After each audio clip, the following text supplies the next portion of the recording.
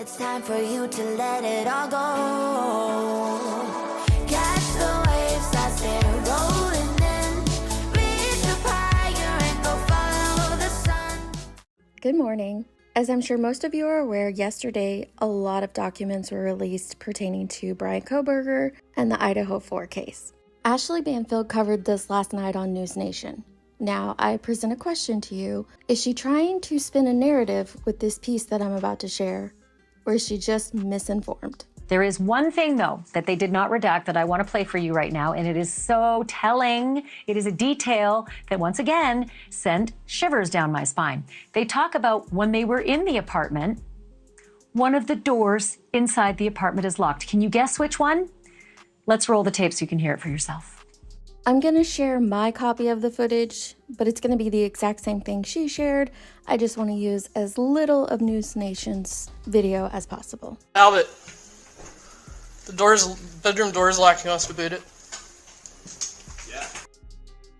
A few minutes later in the body cam footage, we hear this. Just the one locked door? Huh? Just the one locked door? Yeah. And we didn't boot it because the keys actually worked. What? Oh, sweet. Oh, even better. It's locked because there's only one on. Later today, we're gonna. I'll talk later. Yeah. And I'm still. Thanks, guys. I'm still recording unless you don't want me to. Now, on the News Nation subtitles, they put in inaudible, where you hear that officer saying, "It's locked because there's only one occupant." Let's get back to the spin. Okay, so there you go. Talking about the bedroom door. Bryan Kohberger's bedroom door was locked. Bryan Kohberger wasn't there. Why would his bedroom door be locked? It just kind of defies logic, doesn't it? I'm going to talk to Brian Enton about that in a moment, but I wanted to tell you some court documents also dropped today, 166 pages. I wanted to include that portion where she says 166 pages of court documents dropped today. They did, and I question whether she read through them or whoever, guides her through her show read through them, because this is in there. These pages are a summary of that body cam footage and what they did in Bryan Kohberger's apartment. And in this paragraph, it states, "We cleared each room of the residence and we all exited the residence, leaving the front door ajar.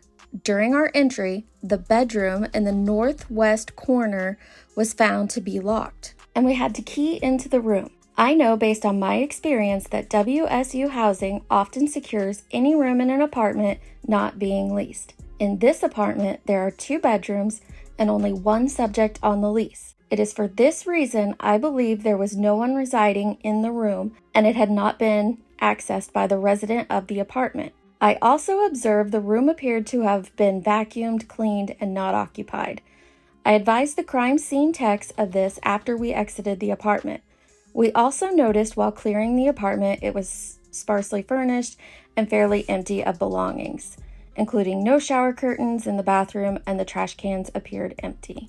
So if you have any knowledge of how college apartments work, there's often 2, 3, sometimes more bedrooms in an apartment, and each room is leased out. This room, however, no one was using, so that's why it was locked. The key was there, so they were able to gain entry into that room, and they observed that there was no belongings. Banfield also shares a quote from Steve Gonsalves about the bedroom. Tell you what he said about the warrant and the locked bedroom door. These are Steve Gonsalves' words, Brian. He said, quote, "My thought is, why would you need to lock a door to your own room in an apartment that isn't shared, unless you're worried the landlord might enter when you're not home and get into your room?" Again, those are the words of Kaylee Gonsalves' father, Steve Gonsalves. Of course, Kaylee, one of the victims alleged to have been murdered.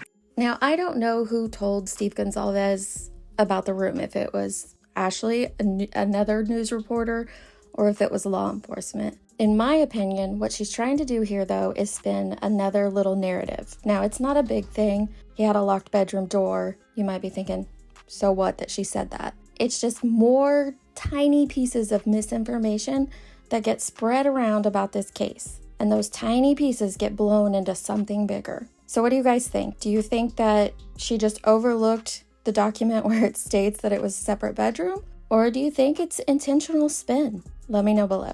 That's all for this one, guys. I'll see you on the next one. Love, love. Let the breeze come in.